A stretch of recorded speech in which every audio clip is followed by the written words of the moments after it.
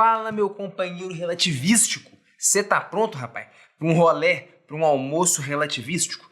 Olha que bonita essa questãozinha que a gente vai desenrolar hoje em mais um episódio do Arroz, Feijão e Equações.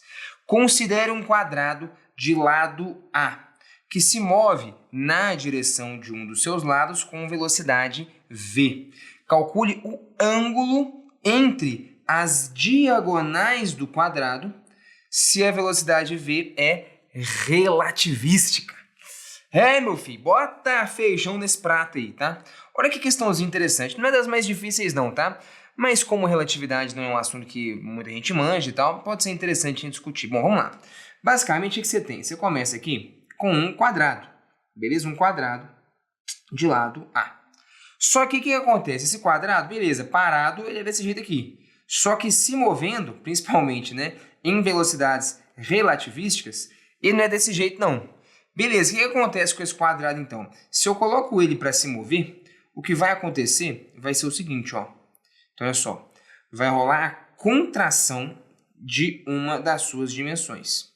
E que dimensão seria essa? É a direção que é paralela à direção de movimento. Então, o seu quadrado está se movendo aqui com uma velocidade de uma ordem de grandeza semelhante à da luz.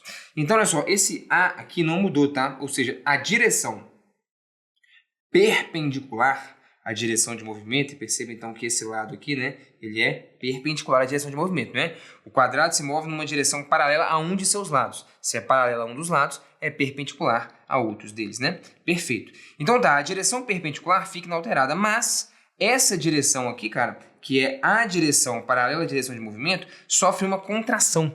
A gente chama esse fenômeno de contração do comprimento ou contração de Lorentz. Né? E como que é o cálculo do novo comprimento? O comprimento contraído, ele é o comprimento inicial dividido por gama, que é o fator de Lorentz. Então, se esse lado inicialmente media A, aqui ele vai medir A sobre gama.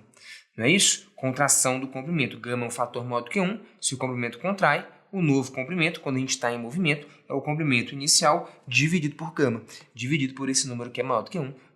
Para diminuir o comprimento, né? De fato é uma contração. E quem é o gama mesmo? O gama é o fator de Lorentz. Então o gama, ele vai ser o quê? Ó?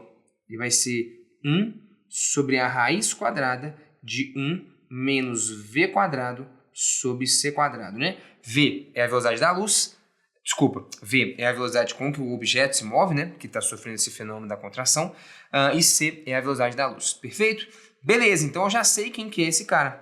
E a pergunta que ele fez foi, então quadrado parado, quadrado está se movendo, então rola uma contração do comprimento, então ele vira, na verdade, um retângulo, né?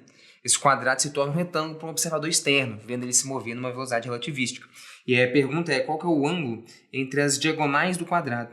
Então vamos traçar aqui, ó, essas duas diagonais. Perfeito? E que ângulo? Aí tem uma ambiguidadezinha, né? Existem dois ângulos possíveis aqui para a gente destacar.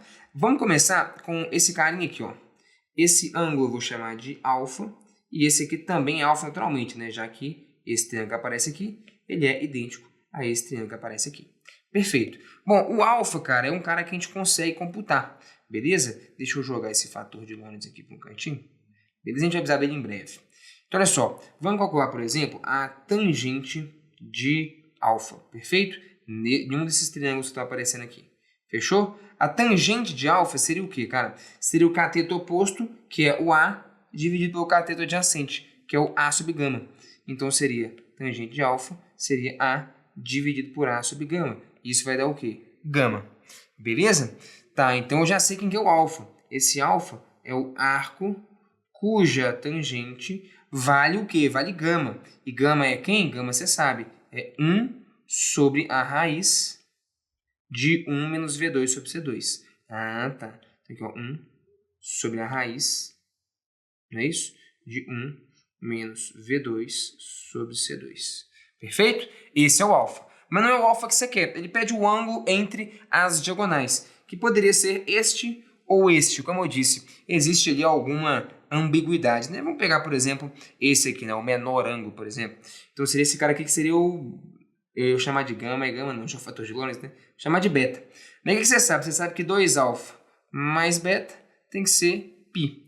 Então esse beta é π menos 2 alfa. Então o ângulo que ele pediu é o quê? Π, beta é π menos 2α. Então, menos 2 vezes esse cara aqui. Beleza, então esse cara é o nosso beta. Pronto. Tá aí. Essa é a sua resposta. O beta, o ângulo entre as diagonais, é π menos 2 vezes o arco cuja tangente vale esse bicho. Lógico que existiriam outras formas de eu representar esse ângulo, né? Por exemplo, aqui eu calculei a tangente de alvo, poderia ter calculado seno, cosseno, teria que fazer um Pitágoras aqui, mas enfim, eu poderia exprimir esse beta em termos de um arco seno, de um arco cosseno, tem algumas formas diferentes em exprimir ele, mas essa é uma delas, perfeito? Questãozinha por light, contração do comprimento, tem que dominar os fenômenos relativísticos, contração do comprimento e dilatação do tempo.